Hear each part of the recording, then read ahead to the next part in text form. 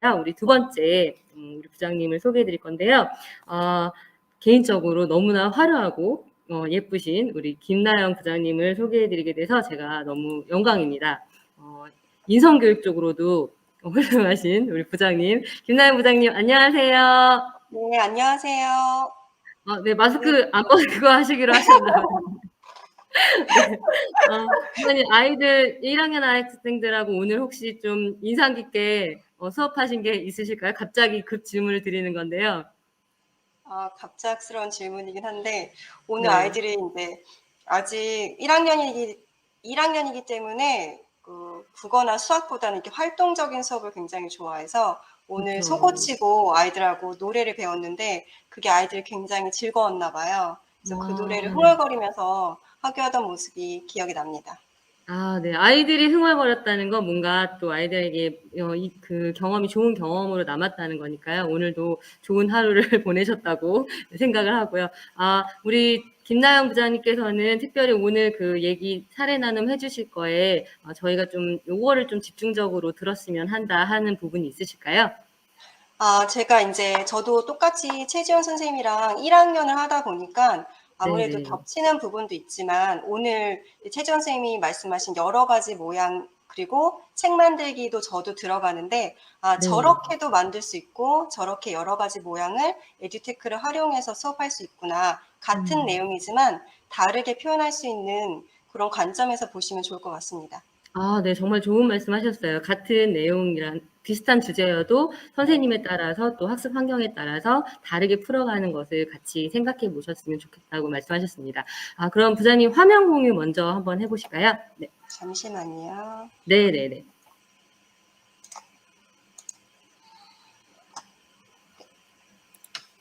네, 됐습니다. 그러면 오늘 좋은 사례 감사합니다. 안녕하세요. 오늘 1학년 에듀테크 활용 팁을 주제로 연수를 하게 된 마장초등학교 교사 김나영입니다. 1학년 학생들 같은 경우에는 이제 입학하기 전에도 에듀테크를 활용한 경험이 아무래도 요즘 아이들은 많거든요. 근데 저희가 교실 현장에서는 조금 능동적인 입장에서 아이들이 에듀테크를 활용한다면 유아기 때, 유치원 때는 아이들이 조금 더 수동적인 입장에서 에듀테크를 활용한다고 보실 수 있을 거예요. 현장에 계신 선생님들께서 아이들이 능동적으로 에듀테크를 어떻게 활용할 수 있을까라는 아마 의구심이 들 거고 좀 어렵지 않을까라는 생각을 많이 하실 수 있을 것 같아요.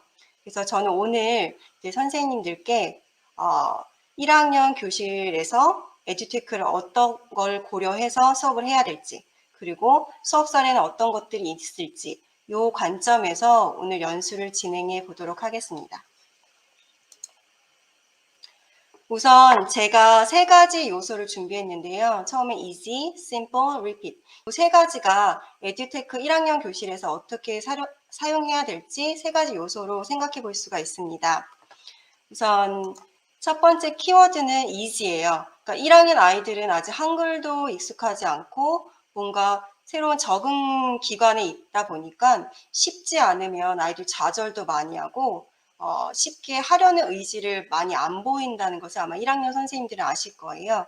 그래서 아이들이 에듀테크를 활용할 때 조금 더 쉽게 접근할 수 있게끔 선생님들이 수업을 설계하는 게 무엇보다 중요하다는 생각이 듭니다.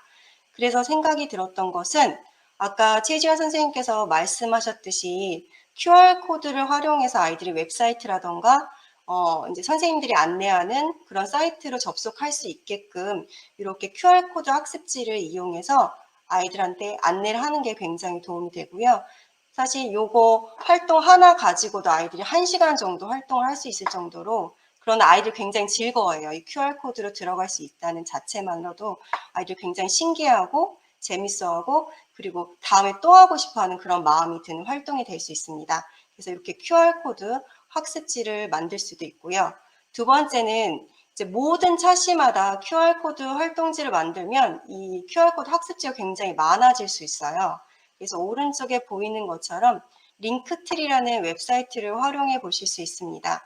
링크트리 웹사이트는 말 그대로 링크들을 선생님이 아이들한테 이제 갈 수 있는 웹사이트들을 이렇게 목록화한 것이라고 볼 수 있거든요.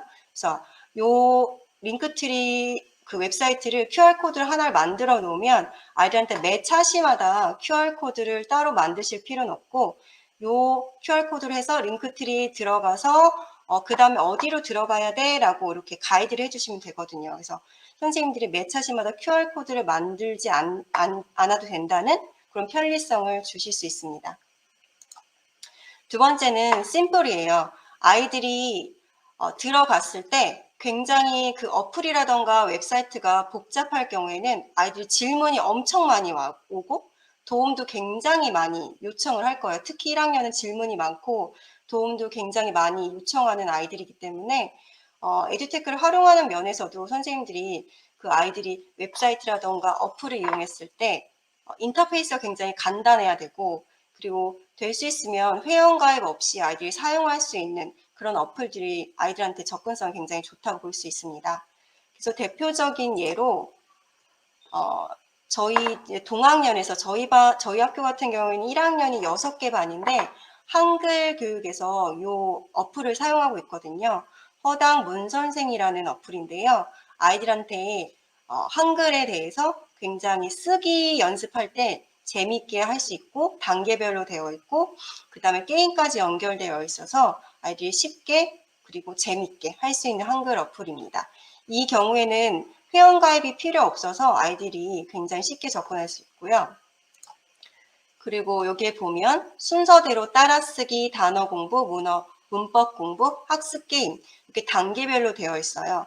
특히 1학년뿐만 아니라 영어 같은 경우에는 알파벳을 처음 배우는 3학년 아이들도 사용할 수 있고요. 그리고 복잡한 모음이라던가 낱말 같은 경우에 이렇게 순서대로 아이들한테 이번 수업에는 자음을 써볼 거야. 다음 시간에는 모음을 써볼 거야. 이런 식으로 순서대로 아이들한테 체계화시켜서 에듀테크를 활용해서 한글 교육을 해볼 수 있는 어플이라서 1학년 선생님들한테 이용해 보시도록 안내해 드립니다. 다음은 세 번째 요소인 리핏이에요.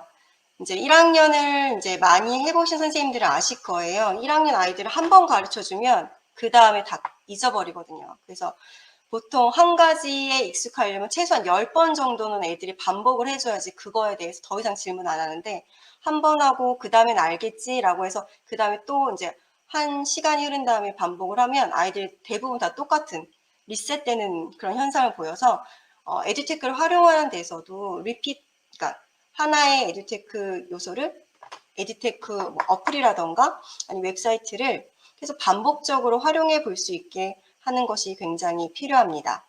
예를 들어 저희는 이제 패들렛을 아마 다른 선생님들도 많이 활용하실 거예요.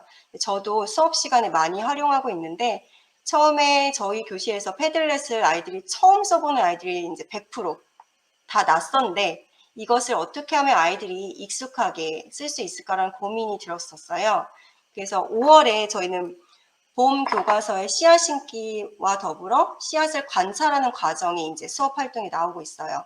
그래서 지금 아이들이 이제 매주 토요일마다 주말에 자기 제가 안내해드린 패들렛 주소에다가 자기가 잘하고 있는 자기 토마토의 성장 일기를 이렇게 사진상으로 아이들한테 올리도록 하고 있는데 저희 반이 25명인데 거의 90% 이상 아이들이 계속 반복적으로 자기의 성장 일기를 토마토의 성장 일기를 올릴 정도로 애들이 매주 잘 하고 있어요.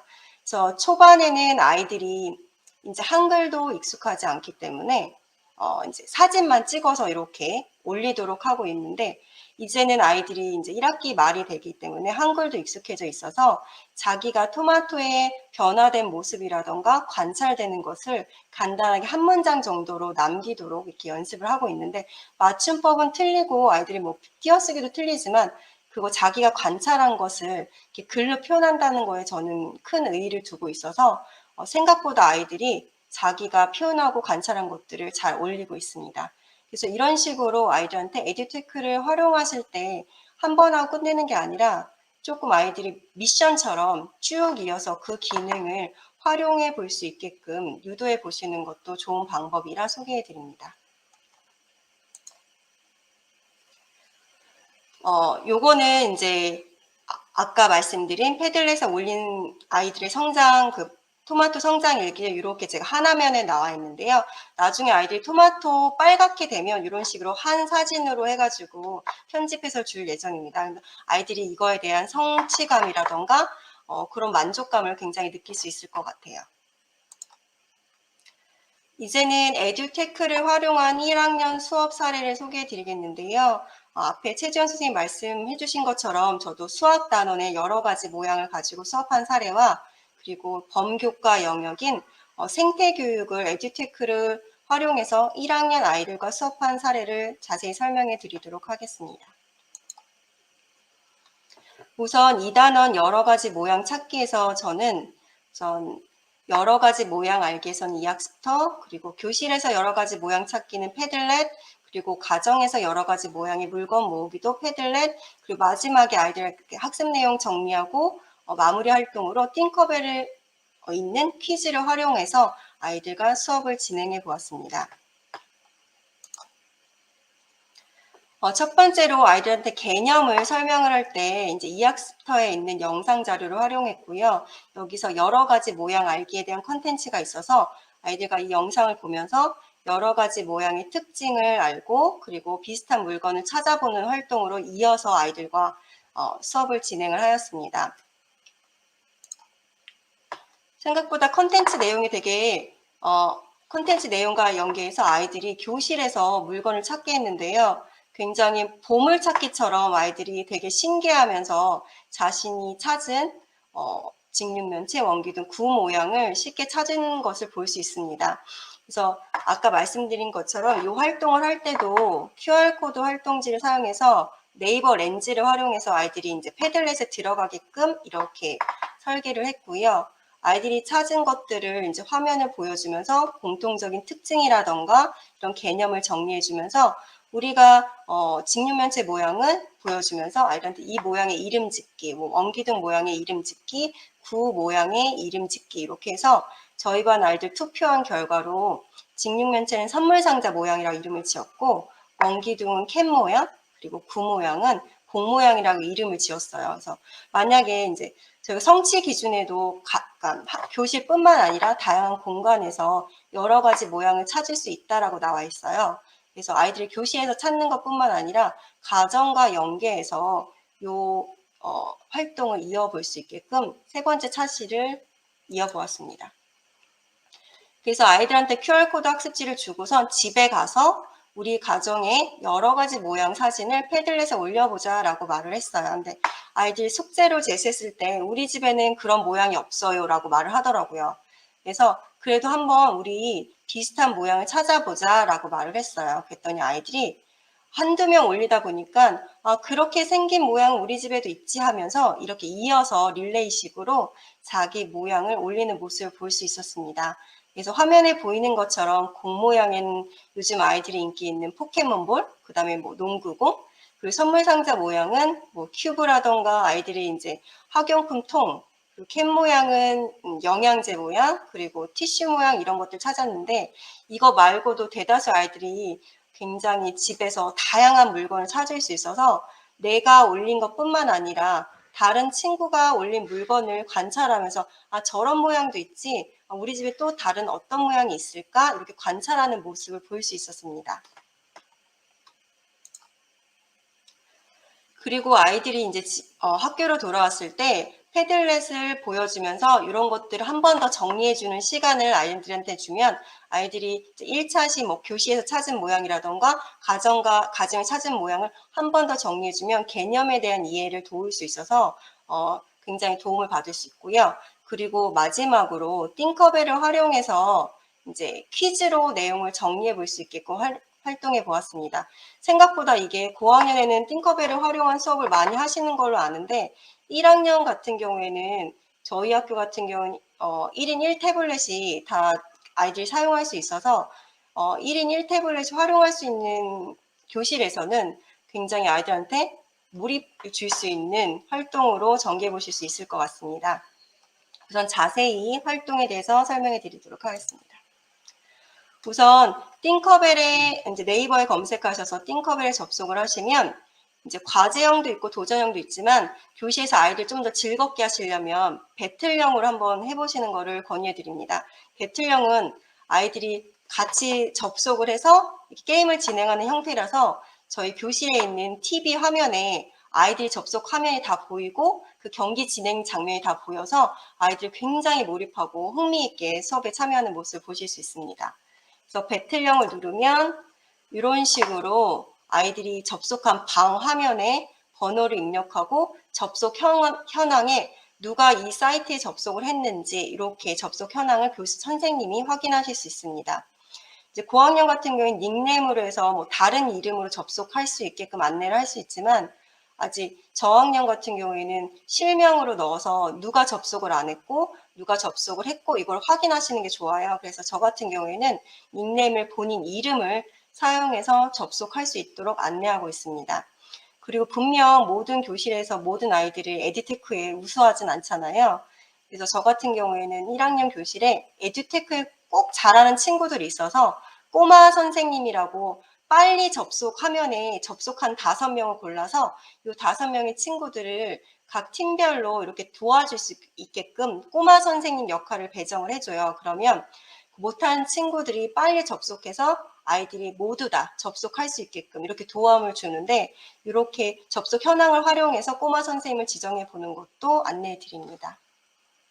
아이들 모두가 접속을 했다면 여기 오른쪽 밑에 시작하기 버튼을 누르면 모든 아이들이 선생님이 미리 준비해 놓은 퀴즈를 풀면서 이렇게 교실에 있는 TV 화면에 어떤 친구가 퀴즈를 빨리 풀고 있는지 자기 이름이 이렇게 속도별로 나와서 아이들이 그 화면을 보고 자기 퀴즈를 풀면서 굉장히 몰입하고 즐겁게 수업 활동을 정리해 볼 수 있고 어떤 친구가 문제를 빨리 풀고 그리고 어떤 친구가 조금 도움을 줄 수 있을까라는 생각을 해보실 수 있을 것 같아서 이렇게 띵커벨로 수업 내용을 다른 차시, 다른 교과에도 적용해 보실 수 있을 것 같아서 안내해 드립니다.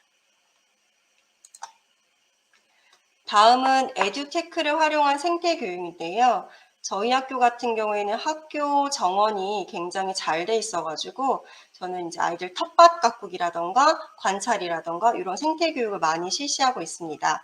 그래서 저희 1학년 저희 반 같은 경우에는 올해 그림책 만들기 활동을 뭐 에듀테크를 활용한 것뿐만 아니라 다른 것도 연결해서 그림책 만들기 활동을 하고 있는데요. 이번에는 좀 아이들하고 에듀테크를 활용해서 그림책 만들기까지 결과물까지 진행을 해보는 활동을 해보았습니다. 그래서 첫 번째 차시는 이제 색깔 찾기, 두 번째 차시에는 자연에서 찾은 초록, 3차시에는 그림책 만들기 이렇게 진행을 했는데 아마 제목만 봐서는 어떤 활동인지 선생님들이 조금 이해하기 어려우실 것 같아서 세부적으로 설명을 해드리도록 하겠습니다. 1학년 같은 경우에는 그림책으로 소재를 활용해서 수업을 하시는 경우에 굉장히 많으실 거예요.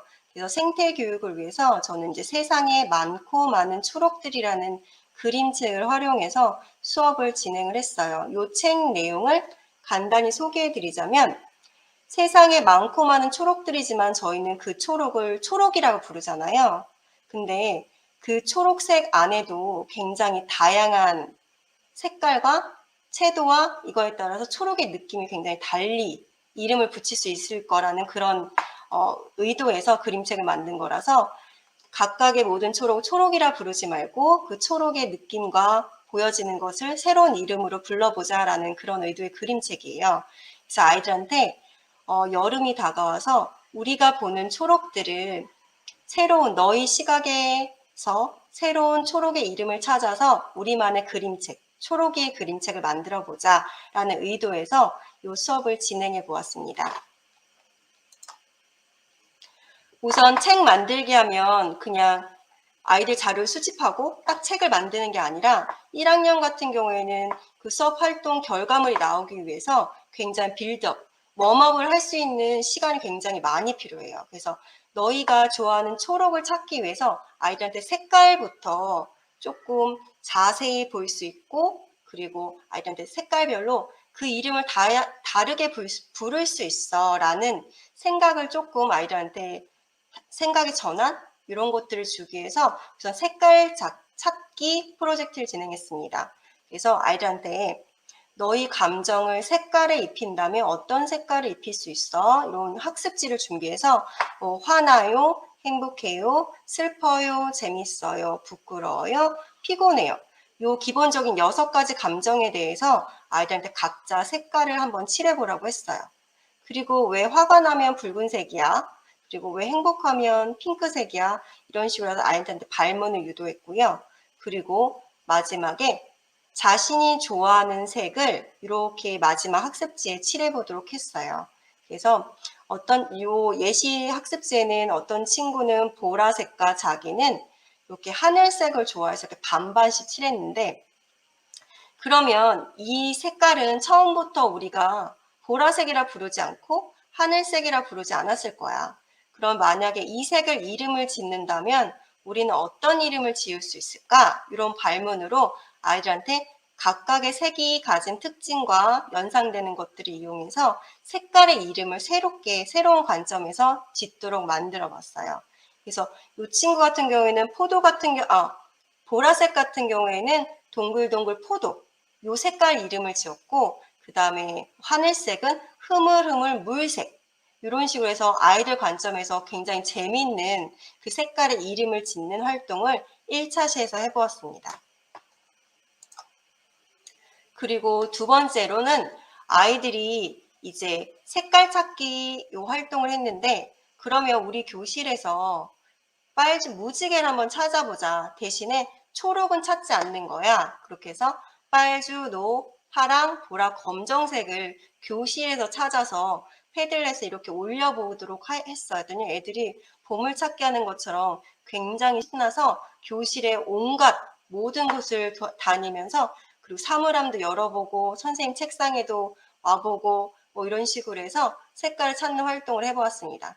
근데 아까 말씀드린 것처럼 초록은 아이들한테 찾지 말라고 했어요. 초록은 우리가 밖에 나가서 진짜 멋진 초록을 찾을 거니까 우린 교실에서 초록을 제외한 나머지 무지개 색깔을 찾아보자 했더니 아이들이 이 활동하는 내내 굉장히 색깔에 대해서 그리고 주변 교실에 대해서 관찰하는 모습을 보여주었습니다.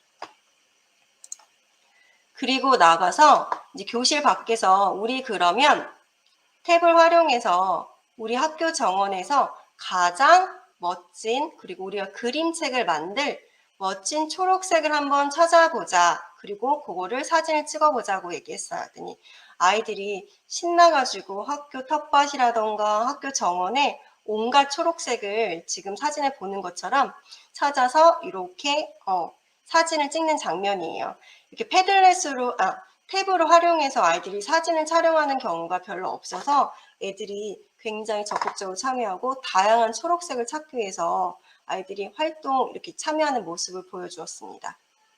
그리고 아이들이 찍은 사진을 다 찍고 후에 교실로 돌아와서 아까 제가 무지개 찾기 수업 활동의 마지막을 초록색을 패들렛에 열어줘서 그 패들렛 마지막 칸에다가 자기가 찾은 초록색 중에 가장 멋지다고 생각한 초록색을 이렇게 올리도록 했어요. 그래서 여기 보면 주황색 화면에 아이들이 뭐 단풍나무 모습, 그리고 뭐 이름 모를 풀 이렇게 올린 장면을 보실 수 있습니다.